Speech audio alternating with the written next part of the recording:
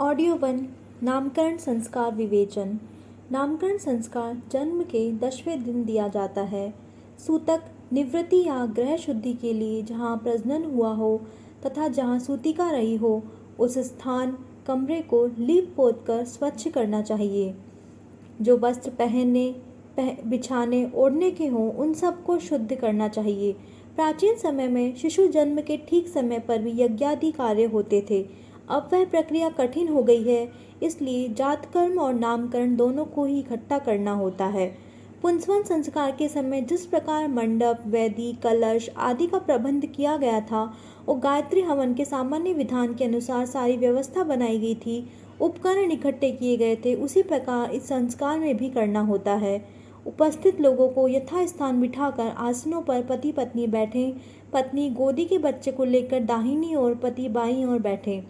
बैठते समय अक्षत वर्षा करते हुए मंगल मंत्र ओम भद्रम करने भी बोला जाए।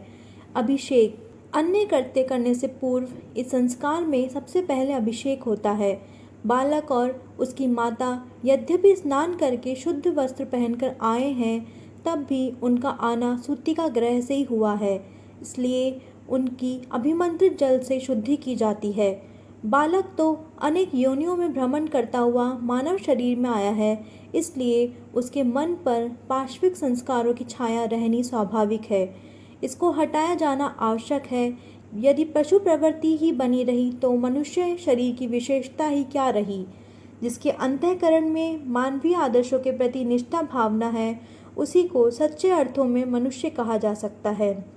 इंद्रिय परायणता, स्वार्थपरता, निरुद्देश्यता, भविष्य की न सोचना, असंयम जैसे दोषों को पशु प्रवृत्ति कहते हैं। इनका जिनमें बाहुल्य है वे नर पशु हैं। अपना नवजात शिशु नर पशु नहीं रहना चाहिए।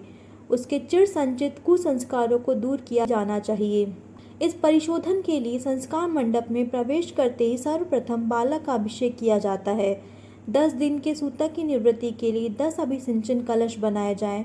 10 लोटों में जल भरकर उसमें थोड़ा थोड़ा गंगा जल डालें। उनकी गर्दनों पर कलावा बांधें। रोली चंदन से स्वास्तिक काट दें। पानी में आम्र पल्लव रखें जो लोटे के मुंह से बाहर निकलते हुए दिखते रहें। एक पुष्प गुच्छ जल छिड़कने के लिए रखें। इन 10 कलशों को एक सुसज्जित चौकी पर रखा जाए।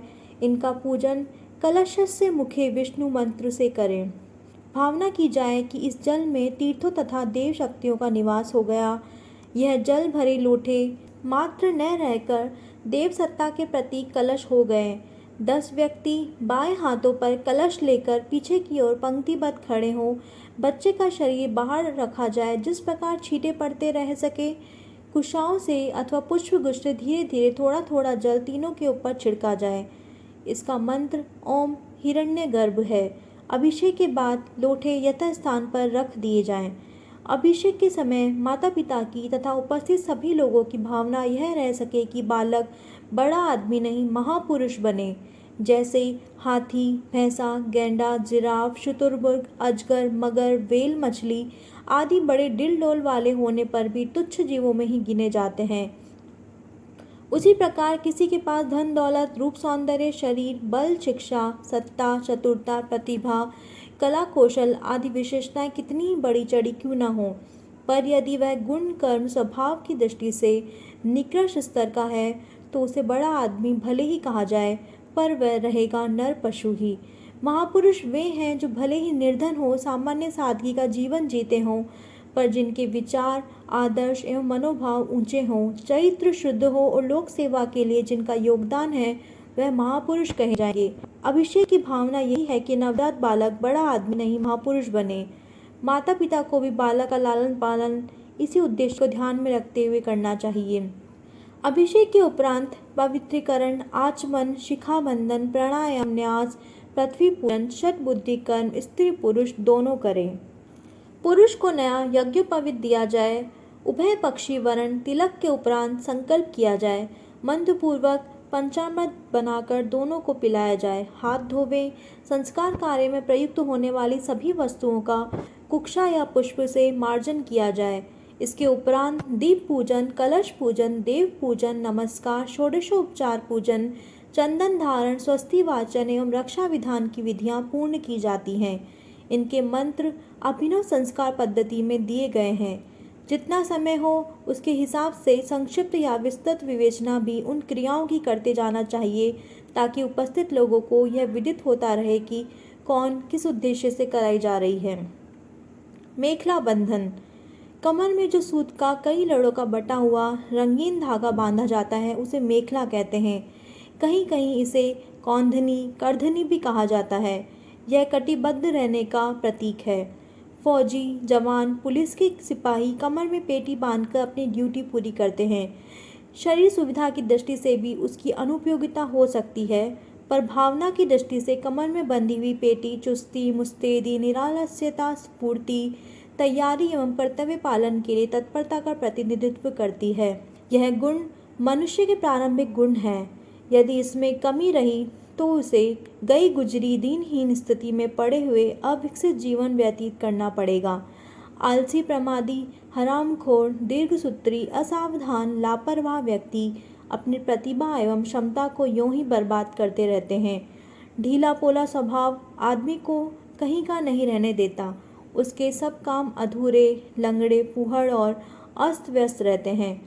फलस्वरूप कोई आशाजनक सत्परिणाम भी नहीं मिल पाता। दूसरे परिश्रमी लोग जिन कामों में जितने समय में जितनी साधना से जितनी सफलता प्राप्त कर लेते हैं, आलसी, प्रमादी, लापरवाह लोग उसका एक अंश भी प्राप्त नहीं कर पाते। जागरूकता का जल मिले बिना सारे प्रयत्न सूखे मुरझाए ही बने रहते हैं। इस दोष का बीजांकुर बच्चे में न जन्मने पाए, इसकी सावधानी रखने के लिए जागरूकता एवं तत्परता का प्रतिनिधित्व करने वाली मेखला नामकरण संस्कार के अवसर पर कमर में बांध दी जाती है।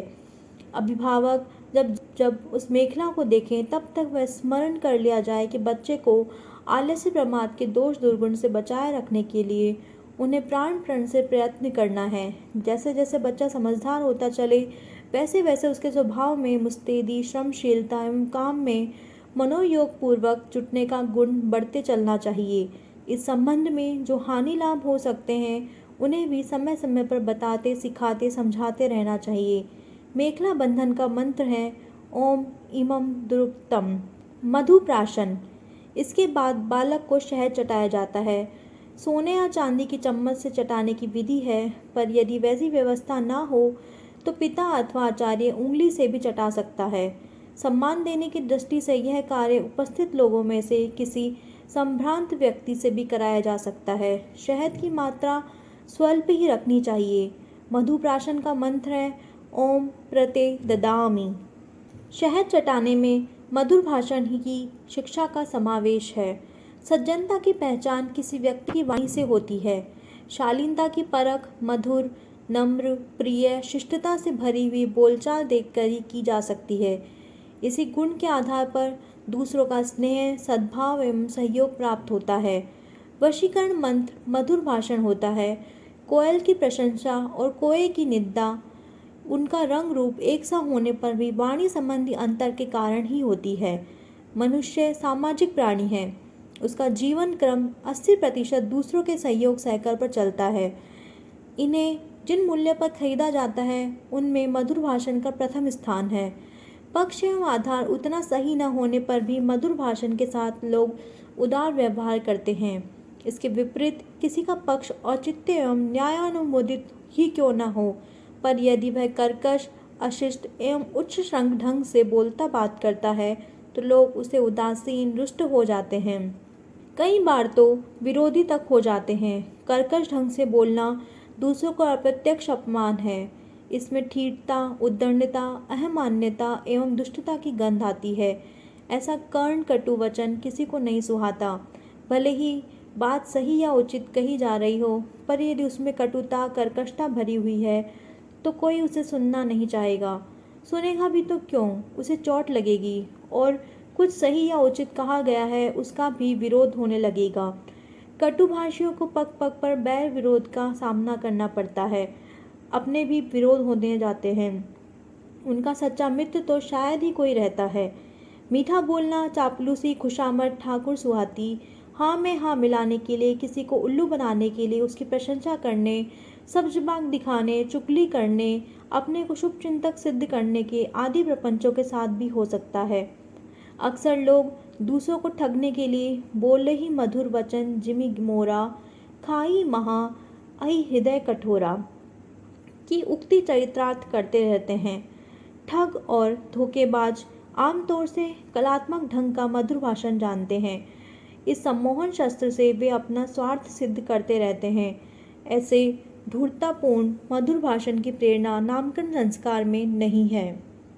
यह तो इस तरह बोलने की शिक्षा है जिसमें अनन्य आत्मीयता, हित चिंतन, उदारता, सच्चाई, शिष्टाचार का समुचित समावेश हो। बात वही कही जाए जो उचित हो, कहने का ढंग ऐसा हो जिसमें किसी के सम्मान को धक्का ना लगता हो। मतभेद के प्रश्नों पर भी इस ढंग से बातचीत की जा सकती है कि विचार विनिमय शांतिपूर्वक की जाए, गलती समझने की बजाय और सुधारने की गुंजाइश रहे। पर यदि अपने पक्ष को सम्मान का पक्ष बना लिया जाए, अपनी बात को अक्खड़पन से और इस प्रकार कहा जाए कि भिन्न मत वाले को मूर्ख, भ्रांत, दुष्ट सिद्ध किया जा रहा हो, तो निश्चय ही इससे द्वेष, दुर्भाव बढ़ता है। निंदा, चुगली, व्यंग, उपहास, असम्मान, कर्कशता, रूखाई भरा बातचीत का ढंग असज्जनोचित है। वैसा तरीका अपनाना किसी संभ्रांत व्यक्ति की शोभा नहीं देता। शहद चटाने की प्रक्रिया इन्हीं सब बातों की महत्ता को निर्देश करती है। शहद सा मीठा भाषण ही नहीं, व्यवहार भी होना चाहिए। प्रेम, आत्मीयता, ईमानदारी, सच्चाई, उदारता, सहानुभूति, शिष्टता से भरा व्यवहार जिसके साथ भी किया जाता है वह वीराना होने पर भी अपना हो जाता है।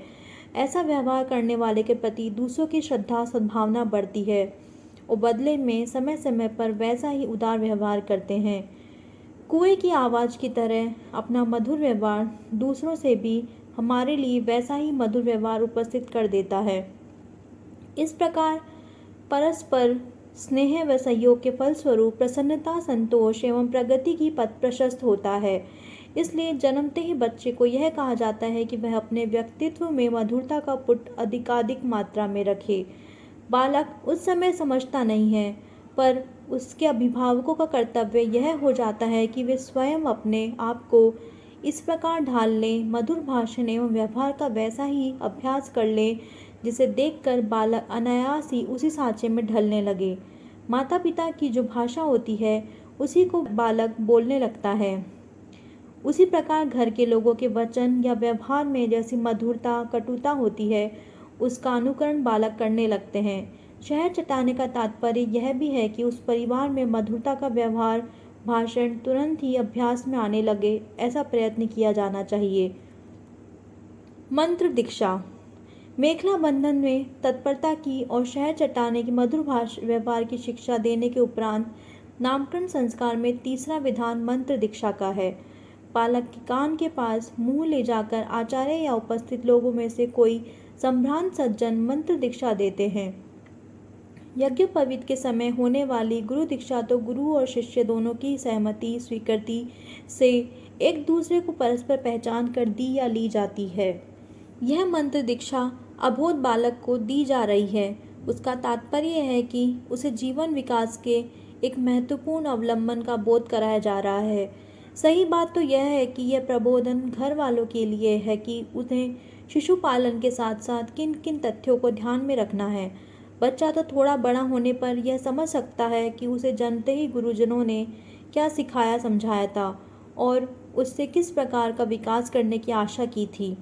अपने संस्कार का जब वह स्मरण करेगा या दूसरों का होते देखेगा, तब उसे यह याद उठेगी कि जिन प्रधान मानवीय कर्तव्यों को उसे पूरा करना था, जिन गुणों को अपने में धारण करना बढ़ाना था, उनकी पूर्ति हुई या नहीं। यदि कुछ कमी रही है तो संस्कार पर विचार करने वाले या देखने वालों को अपने जीवन में इस संदर्भ की कमी को पूरा करने की प्रेरणा ग्रहण करनी चाहिए। मंत्र दीक्षा के मंत्र ओम मेधा ते देवा में यही भावना व्यक्त की गई है कि सविता देवता तेरी बुद्धि में तेजस्विता, सरस्वती अध्ययन, अभिरुचि, अश्विनी कुमार शारीरिक मानसिक स्वस्थता बनाए रखने की प्रेरणा करें। यह आशीर्वाद मंत्र जैसा लगता है, पर उसमें यह भी प्रेरणा है कि विचार शक्ति के विकास का समुचित ध्यान रखा जाए। विचारों को ऊर्ध्वगामी बनाए, अधोगामी न होने दें। बाह्य प्रगति का मुख्य आधार आंतरिक प्रगति पर निर्भर करता है। जो भीतर से समर्थ, पुष्ट एवं संतुलित है, उसी का बाह्य जीवन भी सुख शांति से भरा होगा। भीतर से खोखले मनुष्य बाहरी जीवन में अस्त व्यस्त, दिशाभ्रांत एवं असफल ही बने रहते हैं।